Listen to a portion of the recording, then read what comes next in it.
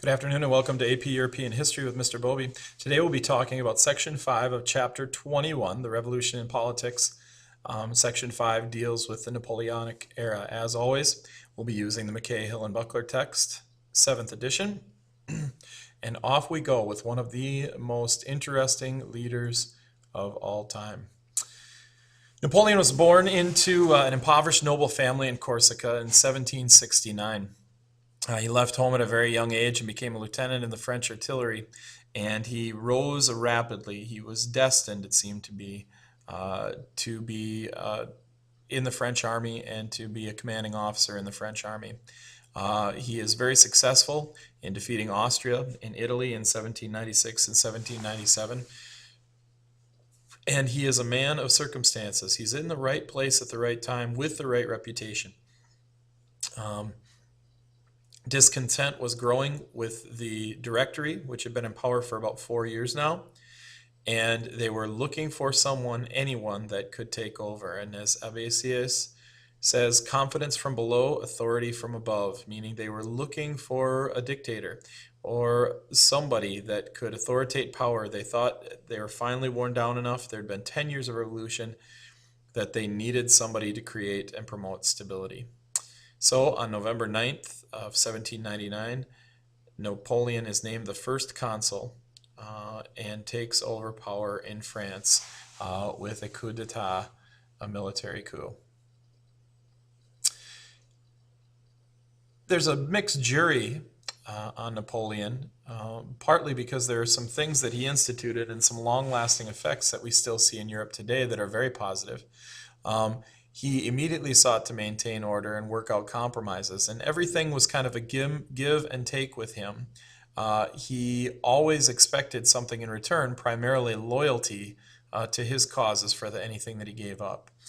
Thing that he immediately accomplished, the Civil Code of 1804, which granted middle-class equality under the law and safeguarded their right to own property. He confirmed the gains of the peasants in the ending of serfdom and feudalism. He centralized the government, he strengthened the bureaucracy, and he granted amnesty to the emigres. And remember, those were the nobility primarily who left France during the Revolution. He granted them amnesty and said, come back, realizing that he needed their financial base. And there were a lot of talented people that France would be losing if he did not allow them to come back safely. And also another very political move for him, the Concordat of 1801, which guaranteed freedom of worship for Catholics and got the Catholic Church on his side. In return, he maintained a significant amount of power over the Catholic Church. His authoritarian rule betrayed many of the ideas, however, of the revolution. Free speech and free press were gone by the wayside. The Napoleonic Code was instituted, which meant many steps back for women who had gained rights during the revolution. Women were dependent on their fathers and husbands and really didn't have any of the legal rights that they had had preceding. And harsh penalties were granted for political offenses and weeding out anybody who was a dissenter. The Treaty of Lunéville, 1801, is one of the first examples of Napoleon's obsession with war and military and conquering Europe, which it seemed he would not stop and would also be the death of him. Defeat of Austria, where France gains much of Italy.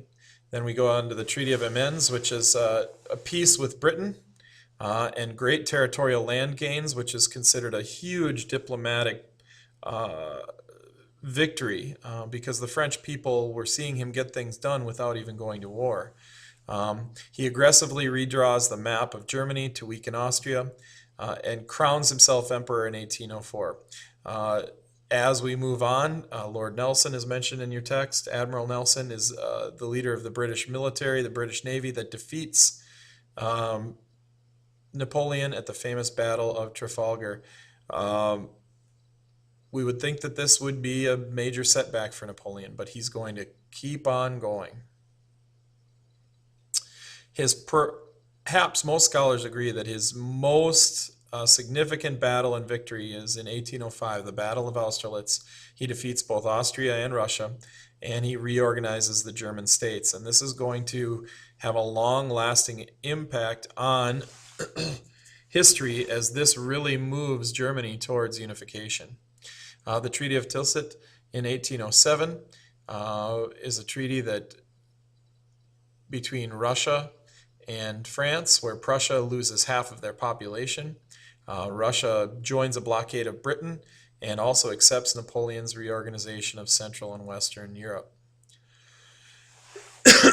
It's at this time that we see that France really controls continental Europe. They introduce many French laws, they abolish feudalism and serfdom, but at the same time, Napoleon levies heavy, heavy taxes on the people, which starts to create a dissent. And this dissent is really first seen, and the tide is first starting to turn in 1808 with the Spanish Revolt. Patriotic upheaval of nationalist fervor continued to grow and continued to spread. The blockade against Great Britain was failing.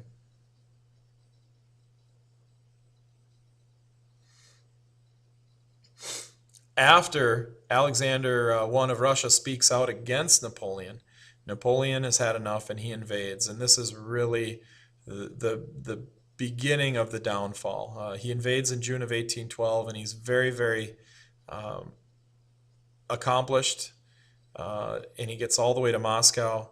But as they get to Moscow, they burn Moscow, essentially, and they're stalemated there. And on his retreat in the Russian winter, over 500,000 troops either die or are taken prisoner of his massive 600,000 troop army.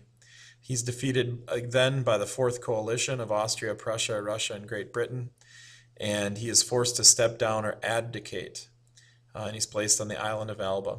Your text refers to the 100 Days, so do most scholars, as the time that it takes for Napoleon to escape from Elba, to his defeat at Waterloo in 1815, and then finally his banishment to St. Helena.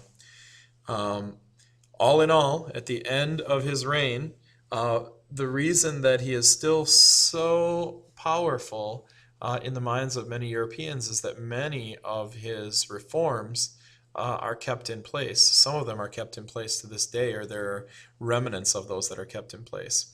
But alas, we are once again back to the Bourbon dynasty under Louis XVIII, a rather inept leader, but a monarch nonetheless. And the French Revolution has concluded with a lot of question marks and a lot of mixed feelings about how to proceed forward politically.